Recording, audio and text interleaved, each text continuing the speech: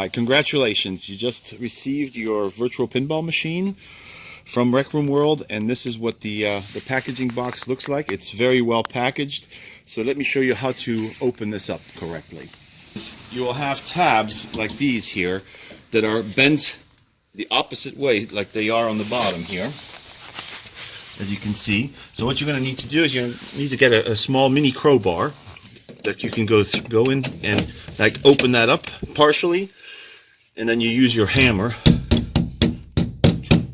push them down like that, straight. Try not to deform them too much so that they're straight like this everywhere, and then you can start disassembling the box. What we recommend is to take off the lid, the front panel here, and one of the sides, so that you can easily get to the actual virtual pinball machine before you start moving it around. And we recommend the use of a good quality dolly like this, all right, in order to then strap it on and move it into your house. So that's what we're going to do next. All right, so what's really important for you guys to understand is that you cannot put the weight of the cabinet on the back here or on the front where the plunger is. The reason why we can't put any weight on the back is because of this piece of foam. It has on-off switches on the back of the cabinet that are going to enable you to switch off any lighting or force feedback features. So what we're going to have to do is, when you put it on the dolly, you're going to have to put it in like this. Okay, this is the right proper position so we don't put any pressure on this. And of course we're going to strap it to the dolly with two heavy-duty straps and then take it into the house. Alright, so what you want to do is you want to position your dolly like this. Make sure you do not have any sharp edges like this on the dolly that actually hits any of the sides. So you want to kind of move it over and tilt it, hold it in place with your leg, and drop it on there. That's the easiest way. Okay, once you have it on there like this, now the idea is to push it forward and all the way to the bottom here, and make sure, like I said, that these buttons here are not affected by the bottom portion. Alright, so this is what you want to end up with.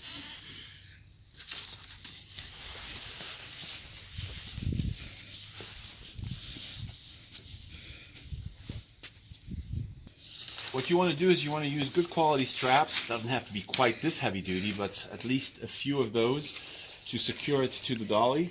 Now, if you have an area that is exposed like this, you do not want to put the straps on until you use additional foam here. Okay? So this additional foam is going to protect it. If you don't have additional foam, it's okay to use a blanket or anything else that will pad it so that you don't damage your cabinet. Alright, so this is probably enough, just using one of the straps. If you prefer, you are more than welcome to use two of them.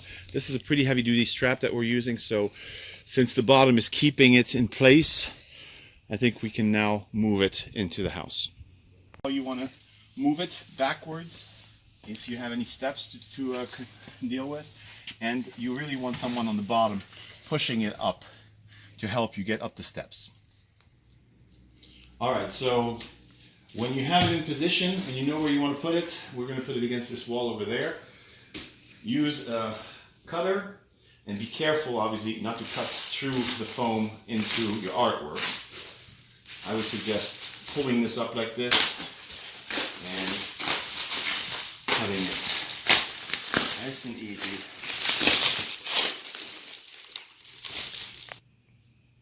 Alright, so this is what the bottom of the cabinet looks like. As you can see, you have your LED strip channels here.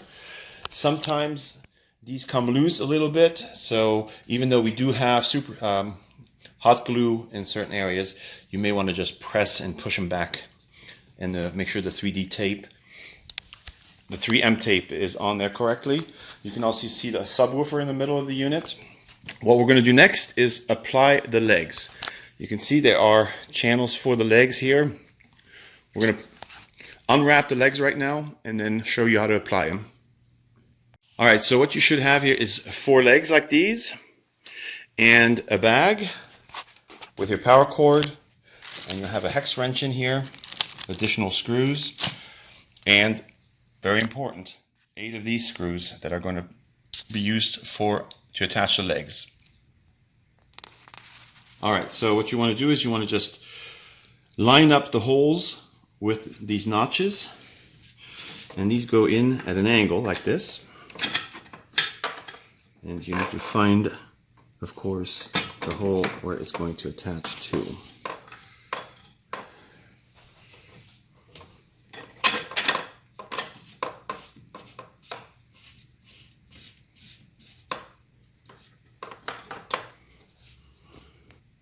Alright, so what you want to do is you want to do the top legs like here, and of course tighten them pretty well. And you want to also go at the bottom while it's on the dolly, while it's elevated, and attach them and tighten them with the hex wrench that's provided. You want to use the hex wrench this way to get the most leverage with your hand. Nice and tight. Alright, so when you lift the top portion of the cabinet up like this, you want to make sure that you pull all the cables in, that they do not get snagged like this one, right? Push it all in here. Do not let them get cut or snagged in any way. There we go. Alright, so this key is needed to open up the back of your cabinet. The important one is the one on top right now, because we have to secure the top to the bottom with the screws that are in your bag. So let's do that. Alright, so now it's open, and as you can see right in here, there are two holes on each side. It's a little dark, but you should be able to see it. And right here, these two holes, that's where these screws are being put in and secured. Okay? So I just put in these screws, as you can see, and I'm going to go in and I'm going to secure them so that the top of the back glass portion does not come off the bottom and that cannot fall over. Alright, the last step here is to find your power cord and then plug it into the back here, and like so. Push it in all the way. As you can see, you have your on-off switch here, and next to it you have a few of your switches that are meant to activate or deactivate force feedback, and the other one is to deactivate your game controlled lighting. Alright, so here we go. It's set up and it turned on just fine. You can open up the front here with your key, and on the inside you will see that there are knobs to adjust your subwoofer and treble, bass, etc., and volume. So it's, in order to lower your volume and increase it, it's as easy as opening up the front door with the key that's provided. Now you should also have received a manual, well, a one-page manual here, that talks about what the different buttons do, but I will have a separate video here that will go over all the functionality of this table. So this concludes the assembly video. Thanks for watching.